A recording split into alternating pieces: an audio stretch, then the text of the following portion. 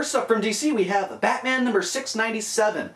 Written and drawn by Tony Daniel as usual. We have Batman and his friends trying to go and control Gotham from the Black Mask and the forces of, the mob, Two-Face, the Penguin, from tearing the whole city apart.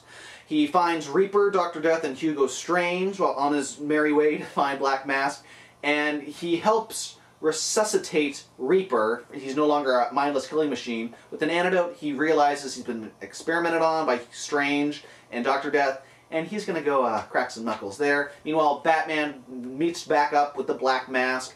They fight, go head-to-head, and it's finally discovered who is behind the Black Mask. It is none other than Jeremiah Arkham. I mean, Dr. Jeremiah Arkham, as in the doctor and warden of Arkham Asylum. Turns out, he's just leading two lives, wants to help some people with one and then punish the others in another. It's just split personality, multiple personality disorder.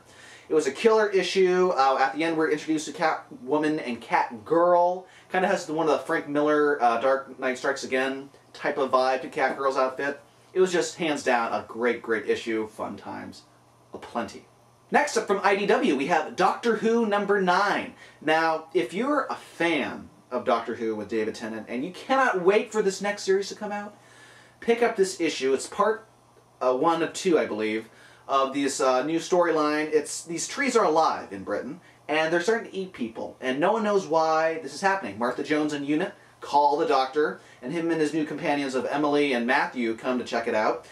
You discover that the mark on these trees is one of John Dee. He was the magician, mathematician, and astrologer to the Queen at one point, 400 years ago, and apparently he talked to angels, and these angels were telling him about this language of the Enochian. Well, the angels are supposed to be trapped under his observatory for the past couple hundred years. Doctor goes and investigates, and as soon as he releases these angels from Dee's old underground library, they want to kill people instead. They want to take all the trees, control all of them, and suck the earth of the nutrients dry.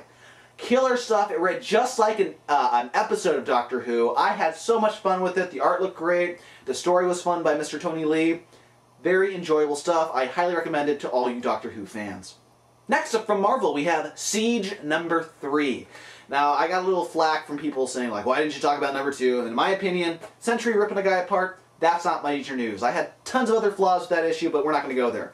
Number 3, on the other hand, was fantastic, fantastic stuff. You had the Avengers versus Norman Osborn. You finally get to see Captain America just bitch-slapping the hell out of Norman Osborn for being the Iron Patriot. Get off my plane! One of those types of moments. And then the Sentries going after Thor, and like, oh, I gotta kill another god today. And then you have the Avengers versus Norman Osborn's Initiative, which is the Hood's gang again. So it's just, you have tons of spectacular fights. And then you have the return of Iron Man, deactivating Norman's Iron Patriot armor, and then seeing underneath his war paint of the Goblin. So Norman's cracking. He's losing it, and we finally get to see the Goblin back, and then Spider-Man punching him, having his own little fun with that.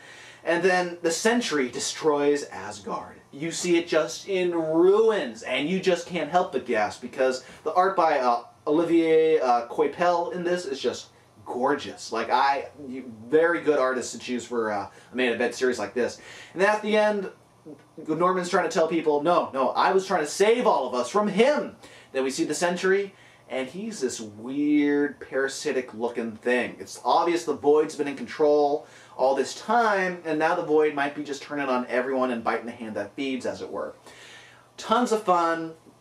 Finally, I'm enjoying Siege, and to think there's only one more issue left? Who says Brian Michael Bendis does nothing but dialogue? That's crazy. Next up from Boom Studios, we have 28 Days Later, number 8. Now, this, if you haven't been keeping up, this is a kind of a sequel to the film 28 Days Later. Forget 28 Weeks Later, in my opinion. Go with this comic book version instead. You have Selina rescuing Douglas, this kid, to take him back home to his mother, Kate. Douglas was in this warehouse looking for food. Night came, the infected came, and now, because of this, Selina rescues Douglas and Clint from the warehouse. The infected break through. It's just hordes and hordes of them trying to get at Selina. And these people, she almost leaves Douglas at one point because he's just kind of like this kid, but he's also a bargaining chip, so their friend back at Kate's place will survive. They all stop by the pharmacy, get supplies, go through another close call. But at the end, Kate has her son back, Douglas. Their man is okay, has a scratch on his neck, but it could have been much, much worse. And Selena is just continually badass. You can't fuck with this girl. She knows her infected shit. She's a veteran for this reason, because she's been in the field, she knows how to survive. Fantastic stuff. The art by Declan Shalvey, he really set the good tone to this story. I had tons of fun. So if you like the horror, pick this up. And finally this week from DC, we have Green Lantern Corps number 46. Now you might have noticed there's a pricing difference, a price change in this series. That's only for this issue because it's a double, it's just packed with 48 pages. It's a double issue. You have one lantern, the lantern in the back said everyone attack, and it turned into a lantern blitz above Earth. You have every single corps, Lantern Corps, working in unison, and it's nice to see them all working together. And they make this whole, based off a Guy Gardner's reference to a Star Trek episode, they make this giant web with all their different colors, strands of, colors together. And there's just slicing through all these undead lanterns, and that's really working. And then you have some individual battles with like Ice and Guy and Kyle and Alex. You know, Alex, his old girlfriend, who was thrown into a fridge by Major Force. Creepy stuff. Even the fridge has a Black Lantern magnet on it. It's just this little attention to detail that makes everything so much more creepier. But at the end, they have to try to kill the Anti-Monitor, who is trying to get out of the Black Lantern, but something keeps dragging his corpse back in. It's Necron. He's not done with the Anti-Monitor yet, and it just shows next issue, and the final issues of Blackest Night are going to be just jam-packed, spectacular.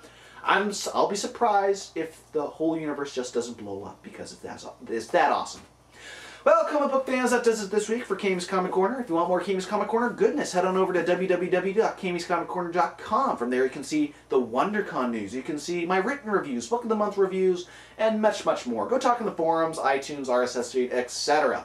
Also, if you like any of the kick-ass t-shirts that you usually see me wearing, head on over to www.deadlinegraphics.net and send Kelly an email. He has an entire catalog of comic book and custom-made t-shirts. There's only one name that I trust when it comes to comic book and custom-made t-shirts.